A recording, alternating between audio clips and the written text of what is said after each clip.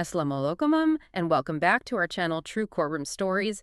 This is episode number 90, and today on the deep dive, we are taking on something, well, I think monumental. It really is. We have a huge stack of history, law, and philosophy in front of us, and our goal, as always, is to give you the essential insights from it to get you quickly and thoroughly informed. And today's deep dive is, I think, a truly extraordinary comparative analysis. It spans 7 centuries, 3 continents. We're looking at vastly different legal systems, but it all comes down to one single, timeless principle. Speaking truth to power. Exactly. The absolute necessity of speaking truth to power. And we're not just talking about famous trials in a generic sense. Yeah.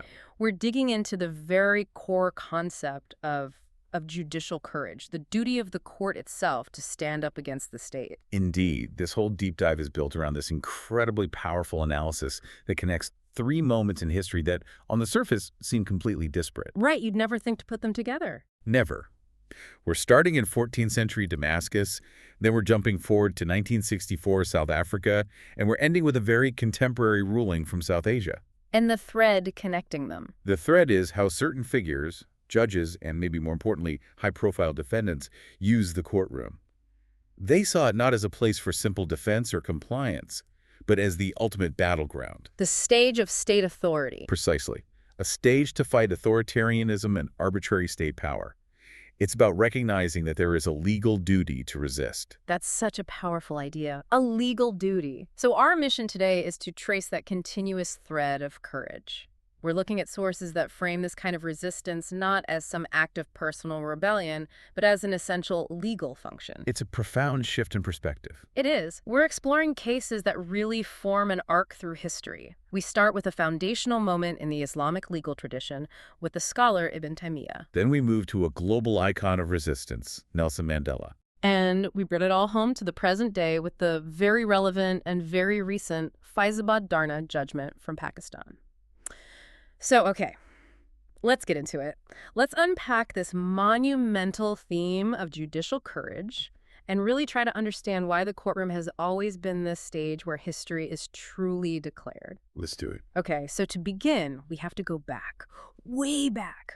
We need to immerse ourselves in 14th century Damascus. It's a city under the control of the Mamluk Sultanate. And it's really important to set the scene here. This was an era where you had this constant tension, this constant vying for power. On one side, you have the political and military might of the Sultan. And on the other. On the other, you have the moral and legal authority of the powerful Islamic scholars, the ulama. So for the figure we're focusing on, Ibn Taymiyyah, this wasn't just, a single courtroom drama that happened one time. Oh, not at all. The sources make it very clear this was a sustained pattern of resistance against the political establishment. It resulted in him being brought before the court multiple times. He was imprisoned several times. And he wasn't just debating some abstract point of theology, was he? No, his actions were direct legal challenges to the very core machinery of Mamluk state control. Okay, so contextualizing Mamluk Damascus is clearly essential here. What was the risk? I mean, how dangerous was it for him to be doing this? The risk was immense. The Mamluk Sultanate was, at its heart, a military regime. A complex one, for sure, often marked by a lot of political instability and internal fighting. But most importantly for our discussion today, it was characterized by the frequent manipulation of religious law by the rulers. Because the Sultan needed the scholars for legitimacy. Exactly. He needed them to rubber stamp his decisions to give him a veneer of religious authority. But at the same time, he absolutely feared their independence. A classic authoritarian dilemma. The classic dilemma. So when Ibn Taymiyyah stands before the court, not once, but multiple times, he is actively resisting the entire structure of power. He's pushing back against this attempt to fuse state religion with political oppression, to make the spiritual a servant of the temporal. Which makes these court appearances incredibly dangerous. The state has to silence him. But they can't just make him disappear, can they? They can't. They need the appearance of legality to maintain public order and their own legitimacy. So they bring him to court. And it's in that space that he wages his battle. The sources, I know, detail 4 specific pillars of his resistance, 4 key areas that repeatedly brought him into conflict with the Mamluk authorities. And these weren't abstract ideas. They defined the very scope of his judicial courage. What were they? The sources are meticulously clear on this. His resistance was aimed squarely at systemic state overreach that violated what he saw as established religious and legal precedent. So the first issue was political oppression. And what did that look like on the ground? It was the arbitrary use of military or executive power against the general population, against political rivals. It often resulted in violence, in the confiscation of property, all without any real legal recourse for the victim. Okay, so that's pillar one, oppression. What's the second? The second was the imposition of forced doctrines. This is a really key one. It means religious coercion. The state was mandating specific theological positions, usually ones that were politically convenient for the ruler, and actively suppressing any dissenting intellectual thought. Wow. So the state was literally trying to control what people believed. Precisely. Control belief itself. Then, the third pillar was the systematic misuse of state religion. This was using faith to grant legitimacy to unjust rule and illegal activities. Can you give an example of that? Sure. Things like justifying an unjust war, or more commonly, imposing illegal taxes on the population and then framing it as a religious necessity. The state was using the moral shield of the faith to justify immoral, predatory actions. A shield for corruption. And the fourth pillar. And finally, and maybe the most immediate threat to any citizen back then, was arbitrary imprisonment. The state's ability to just lock up scholars, critics, or rivals without any due legal process. It was the final, brutal tool of suppression. Arbitrary imprisonment. That is, tragically, the classic tool of every authoritarian regime across history. It never changes. It really doesn't. But I want to zero in on those middle 2 points for a second. Resisting forced doctrines and the misuse of state religion. I mean, if you put those two together, Ibn Taymiyyah was essentially challenging the entire ideological infrastructure of the Mamluk government. That is exactly the point. That's why his case is so much more than just a scholarly disagreement. He was saying the state cannot dictate belief, and it cannot use religion as a shield for its own unjust policy. Yes, and that's why he was so dangerous to them. He shifted the battleground. He took it away from politics, where the Mamluks had all the soldiers and all the power, and he moved it to the realm of legality and morality, a realm where his deep command of Islamic jurisprudence gave him the high ground. So he was using his expertise as his weapon. A powerful one. The sources frame it very clearly. He was establishing a distinct, legally justifiable line that state power could not cross. So when the state used religious pronouncements, these fatwas issued by compliant state-sponsored scholars, to enforce obedience or to seize assets through unlawful taxes, He would counter them. he would counter with what he defined as authentic religious and legal principles. You go back to the primary sources, the Quran and Sunnah, over-established but politically manipulated legal precedent. And in doing so, he effectively just demolished the state's moral high ground. So it's this use of rigorous legal methodology that makes his court appearances such profound acts of judicial courage. That's it. He wasn't just shouting slogans. He was making a legal argument. And that distinction, a legal act versus just political dissent, that brings us to the definitive quote. The statement he used inside the courtroom that really summarized his entire argument. It wasn't just a theological point. It was a fundamental legal and political declaration. What did he say? He stood before the court and declared, "The ruler is not obeyed in disobedience to Allah, and injustice is the greatest disobedience." Wow. Okay, let's just pause on that for a moment. Think about the gravity of saying that in that setting. You are standing before the direct representatives of the Sultan, a ruler whose power is seen as absolute, divinely sanctioned even, and you say that. It's seismic. It's a direct and absolute denial of the state's claim to unquestioned authority. It completely reframes the entire relationship between the ruler and the ruled, and maybe more importantly, between the state and the law itself. It does. This quote frames resistance not as, political defiance or trying to start a rebellion. It frames it as a higher moral and legal obligation, an obligation that comes from divine law, but you can see how it applies universally in the context of justice. He says injustice is the greatest disobedience. The greatest. By saying that, he is explicitly placing the duty to oppose state injustice above the duty to obey the ruler. And that immediately gives judicial courage a transcendent purpose. A judge or a scholar speaking this truth isn't being rebellious. They're fulfilling their primary legal and ethical function. They are upholding a law that is higher than the immediate decree of the sovereign. So it transforms the act of criticizing the state from a crime punishable by the ruler into a legal and ethical duty. The fulfillment of that higher law. So what were the practical day-to-day things the Mamluk state was doing that he was calling out as injustice? We need the specifics to really bring this to life. Right. The criticisms were deeply rooted in the operational tyranny of the Mamluk administration. So for when he specifically called out unlawful taxation. And this wasn't like a debate over tax rates? Not at all. These were arbitrary fees and levies imposed to fund the military elite or specific political campaigns. They crippled merchants. They crippled the common person. He was exposing the fact that the state was operating more like an extraction machine than a legitimate government. Just taking whatever it wanted. Exactly. He also targeted the severe consequences of that religious coercion we mentioned. It directly impinged on the intellectual freedom of scholars and the public. The state was punishing people for holding different legal or theological views, and that just stifles the intellectual climate you need for a just society. And then there were the more brutal tactics. Yes, and perhaps most damningly, he criticized the state's use of torture and the suppression of scholars. These were the tools used to enforce obedience and silence any intellectual dissent. So these weren't just abstract legal opinions he was giving, they were direct indictments of the Mamluk state's brutality and its total lack of due process.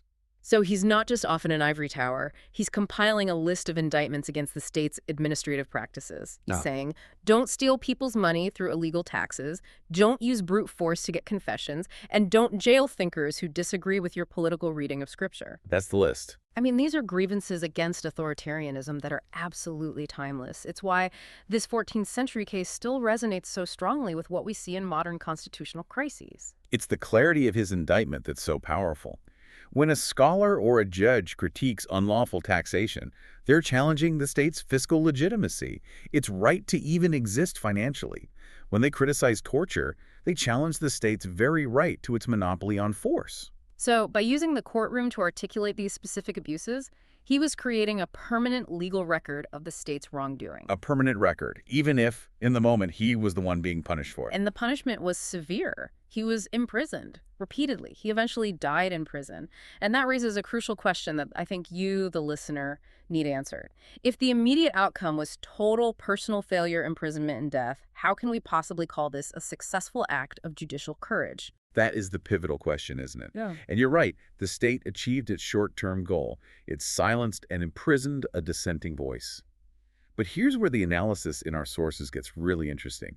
By articulating his resistance within the strict legal framework of the court, Ibn Taymiyyah ensured that his principles survived. What principles specifically? The principles that rulers are constrained by a higher law and that they are subject to correction when they are unjust.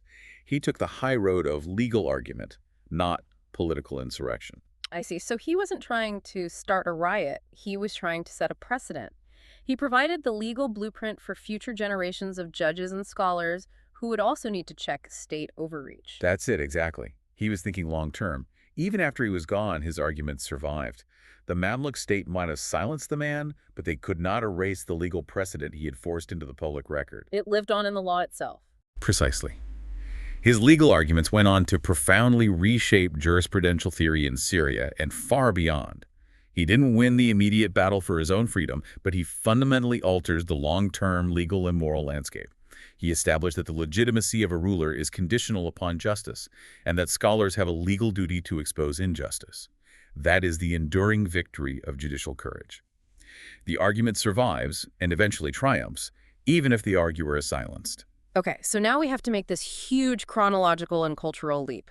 We're going from 14th century Damascus, this theocratic setting with a religious scholar, all the way to 1964 South Africa, a secular but intensely racist legal state dealing with a revolutionary leader challenging the entire infrastructure of apartheid. It feels like an impossible leap. It really does. So how can the source material possibly justify drawing a meaningful legal parallel between Ibn Taymiyyah and Nelson Mandela? Well, the parallel isn't found in the specific charges or the details of the legal system. They were worlds apart. The parallel is in the methodology, the intent, and the context of their courtroom resistance. Okay, unpack that for us. Both men were operating under systems that were fundamentally unjust. The judicial system itself was weaponized by the state. And when the state becomes fundamentally unjust, the courtroom stops being a place for finding facts. It becomes something else. It becomes a political and moral theater. And for both men, their goal shifted. It was no longer about simply getting acquitted. They both knew that was incredibly unlikely. The goal became using that forum, that stage, to declare their principles and to challenge the legitimacy of the entire system. That's a crucial insight. They weren't seeing the trial as a defense. They saw it as an opportunity. A platform. So what are the specific commonalities that the sources highlight between Mandela and Ibn Taymiyyah in terms of how they conducted themselves in court? The sources explicitly identify 4 shared principles of this kind of courtroom courage. First, and this is the foundational one, is resistance to authoritarianism. Which look different but have the same core. Exactly. Both were fighting systems that demanded absolute, unquestioning obedience. The Mamluk state used military force and co-opted religion. The apartheid state used codified racial law and a massive police force. Different tools, same goal. Total control. Okay, that makes sense. What's the second principle? Second, they both exhibited what we're calling courtroom courage. This means they actively chose to use the legal setting to affirm their principles rather than, cowering or pleading for mercy or just focusing on technical legal defenses. They faced down the state on its own stage. That second point feels particularly vital when you think about the Rivonia trial. I mean, it was conducted under the Sabotage Act, right? Which was basically a law designed to guarantee a conviction and the death penalty. It was a show trial designed to end with executions. So in that context, courtroom courage isn't just about speaking out. It's about treating the court as a vehicle for a historical declaration, even if you know that declaration is going to seal your personal fate. Absolutely. Yeah. And that leads directly to the third commonality. Their reliance on legal, not violent, argumentation within the court itself. Now, Mandela acknowledged his involvement in sabotage, which was a form of violence, of course. He didn't deny it. He didn't. But when he stood in the dock, his primary weapon became the articulation of fundamental legal and moral rights. He turned his trial into this sustained, articulate indictment of the very apartheid system that was prosecuting him. He focused on the system's illegitimacy when measured against the standard of universal justice. And the fourth principle. And fourth, they both exhibited a kind of martyr-like endurance. They knew what was at stake. By choosing to speak out, by refusing to recognize the system's authority, they were risking death or, at best, life in prison. They chose the principled stance over self-preservation. And in doing so, they ensured their words would echo far beyond the courtroom walls. Far beyond. Their words would endure as the legal and moral basis for future liberation. That choice to endure suffering for a principle, that's what guarantees the longevity of the argument. So let's focus on Mandela's actual declaration at the Rivonia trial. The sources highlight that he used the forum not just to deny charges, but to articulate the vision that justified his entire struggle. It's arguably the most famous declaration ever made from a dock in the 20th century. He spent hours detailing the history of the ANC's peaceful resistance, explaining how they were systematically shut down before being forced to choose a militant path. But he concluded not with defiance, but with this incredible statement of intent, articulating his core ideal. What were his words? He said, "I have cherished the ideal of a democratic and free society in which all persons live together in harmony and with equal opportunities. It is an ideal which I hope to live for and to achieve.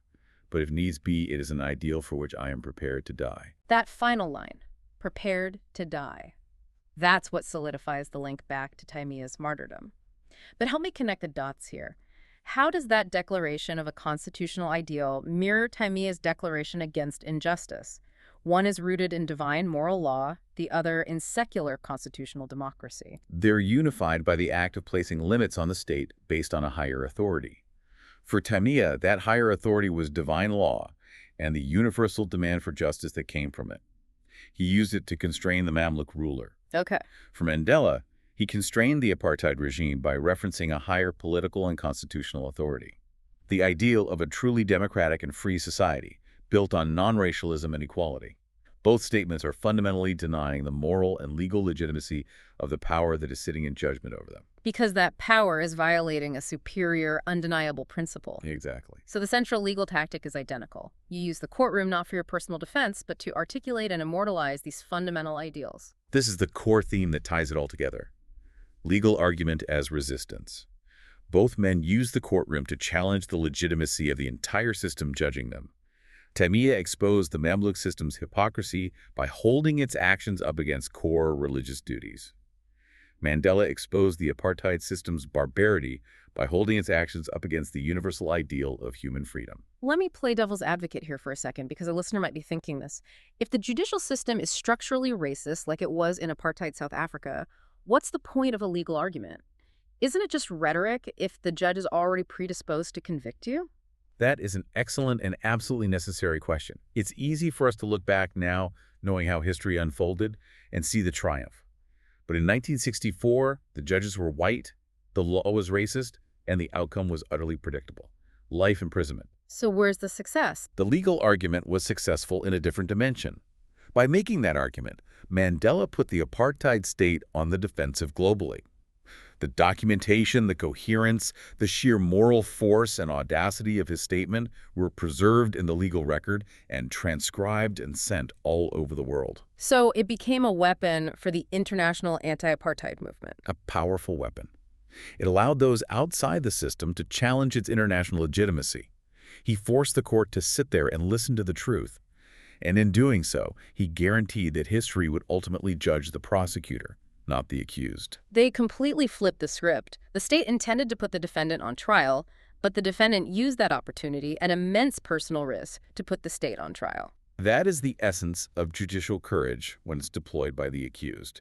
And it's a tactic that clearly transcends time and legal culture. So we've established this profound historical pattern of resistance. Now let's bring these centuries-old principles, challenging state legitimacy, speaking truth under duress, appealing to a higher morality.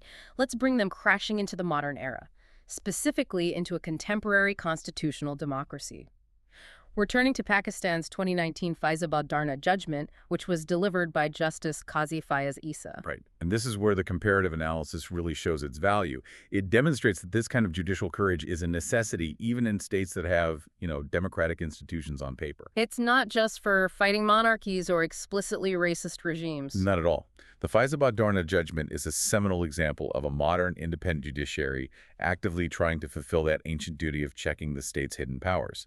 The case itself involved a massive sit-in protest, a Dharna, that paralyzed the capital region back in 2017. And the judgment is remarkable because... Why? Because rather than just focusing on the protesters and public order, the court dared to look behind the curtains of power. It examined the role that various state agencies played, or failed to play, during that crisis. Right. In a modern state, the real power is often hidden. It's inside bureaucratic or military institutions, not centralized in one sultan. So this judgment sounds like it was targeting the deep state. That's a very good way to put it. So what specific declarations did Justice Issa make that echo the historical courage we saw from Taymiyyah and Mandela? The sources detail 4 key elements in this judgment that really define the modern expression of judicial courage. First, the judgment made a firm, non-negotiable assertion that the rule of law must prevail. Which sounds basic, but in context, it's a direct challenge to the idea that political expediency or military necessity or just raw power can supersede the established constitutional law. It's a foundational statement. Second, and this is perhaps the most explosive point in the context of South Asian politics, was the explicit declaration that state agencies cannot manipulate politics. And that's aimed squarely at those unelected, covert power structures. Exactly. Intelligence services, military actors, the parts of the state that often operate outside of formal political accountability to shape elections or political movements. The judgment essentially called out institutional interference in the democratic process. That is a critical point. It means the court isn't just policing the visible politicians who are accountable at the ballot box. It's policing the hidden institutional powers within the state that often claim immunity or hide behind national security. What were the other 2 points? The third point focused on balancing rights and responsibility. It said that freedom of speech must remain peaceful. This balanced the state's duty to allow legitimate protest with the fundamental right of other citizens to security and mobility. It drew a line between constitutional dissent and simple anarchy. A necessary distinction. And fourth, the judgment declared that the state cannot silence criticism by force. This is a direct contemporary echo of Taymiyyah's resistance to torture and the suppression of scholars. It mandates that disagreement, however fierce or inconvenient for the government, has to be managed through constitutional means, through debate and law, not through arbitrary state violence or intimidation. So Justice Issa is basically laying down the law for the entire state apparatus. He's saying the Constitution is supreme, covert state action is illegal, citizens have rights but also responsibilities, and the state's use of force must be proportionate and legal. It is the judiciary asserting its complete fundamental role as the referee of the constitutional system.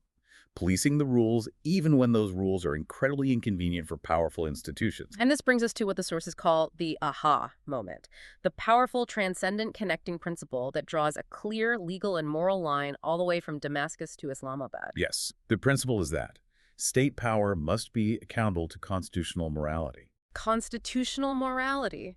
Okay, let's spend some time here. That is such a loaded and powerful phrase. It sounds almost philosophical, but it has very concrete legal implications. How does this concept act as the modern equivalent of the religious and moral constraints that Ibn Taymiyyah placed on the Mamluk ruler? Constitutional morality is the modern secular analog to that transcendent moral law. Taymiyyah argued that the ruler was subservient to divine law and the universal demand for justice that stemmed from it. Justice Issa is arguing that state agencies and all branches of government are subservient to the foundational ethical principles embedded within the Constitution itself. Even if those principles aren't explicitly written down in a specific law. Exactly. Even if they're not codified in a specific statute, it's the spirit, the conscience, the underlying ethical bedrock of the document. Can you break down the practical difference for us? What does it mean for a state agency to follow the spirit of constitutional morality versus just following a specific statute? Okay, a great question. So a specific statute might say, for example, the intelligence agency is permitted to collect certain data. The agency adheres to that statute if it stays within the technical boundaries of what data it collects and how. Simple enough. But constitutional morality demands that the agency consider the purpose of that power. Is that data being collected to protect the state from genuine threats? Or is it being collected to blackmail politicians, to manipulate elections, or to suppress legitimate dissent? Even if the agency is technically following the narrow statute, if the intent is to subvert the constitutional principles of democracy and freedom, it is violating constitutional morality. I see. So where Taymiyyah invoked the higher moral duty to challenge things like unlawful taxation and torture, Justice Issa invokes the spirit of the Constitution to challenge arbitrary state action and political manipulation. It's the exact same demand for accountability to a higher, non-arbitrary source of authority. It's just been shifted from a theological framework to a constitutional one. And this concept, it provides the legal spine that a judge needs to have this kind of courage in a modern democracy. It's essential. Without constitutional morality, a court is just a procedural body. It can only check for minor technical violations. But with it, the court becomes the conscience of the state, capable of checking power even when that power is technically adhering to minor statutory rules, but violating the greater principles of democracy, separation of powers, and justice. So the Faizabad Dharna judgment isn't just a landmark decision in Pakistan. It reinforces the universal theme of our entire deep dive today. It synthesized the theme perfectly. It shows that the judiciary's modern role, just like the role of the courageous dissenter throughout history, includes actively checking and balancing state agencies, making sure their power is not arbitrary, not manipulative, and not exercised beyond their constitutional boundaries. This is the contemporary expression of the duty to protect truth from power, often against powerful, entrenched forces that would much rather remain in the shadows. We've journeyed through 700 years of intense legal history. We've seen how vastly different systems can produce the exact same demand for accountability. A scholar jailed for his principles. A revolutionary using the dock to declare a vision for the future. A modern judge indicting the deep state. So what does this all mean for you, the listener? We need to move from these individual cases to the core, universal legal and moral principle that we can derive from this whole comparative analysis. The sources are crystal clear on the central legal insight here. The ratio decidendi, which is the underlying legal principle or the reason for a decision that defines the ultimate duty of a court when it's facing state overreach. The finding is explicit, and it defines a universal judicial duty. And that is? Courts must protect truth from the state when the state fears truth. Let's just clarify that legal term for everyone listening. Ratio decidendi. It's the legal justification for a ruling, the binding principle that comes out of it, not just the specific outcome of the case. So in this comparative analysis, the legal principle they are deriving, the ratio decidendi of all three of these historical moments, is that the judicial function is ultimately to be the protector of truth. That's the core finding. The court's essential function, especially when dealing with the state, is the ascertainment and the declaration of objective truth, regardless of political pressure. But let's really dig into that second half of the phrase, when the state fears truth. What does it even imply about the nature of power and accountability that a state would fear truth? Well, I would assume a state fears truth when its power is built on a lie, on a foundation of deception, a narrative of complete legitimacy or moral superiority, or necessary coercion that isn't actually true. Authoritarianism requires a carefully maintained monopoly on reality, doesn't it? It absolutely does. And when a court, acting as an independent arbiter, reveals the facts that the taxation was unlawful, that state agencies manipulated politics, that human rights were violated, it shatters that manufactured reality. It pops the bubble. It pops the bubble. The state fears this truth because it threatens the very foundation of its arbitrary authority. The state wants to control the narrative. The court demands factual and legal accuracy. So the courtroom isn't just defending the individual rights of an Ibn Taymiyyah or a Nelson Mandela. It's defending objective truth against a subjective, self-serving state narrative that's designed purely to protect its own power, Yes. which suggests that the courtroom is the absolute last line of defense.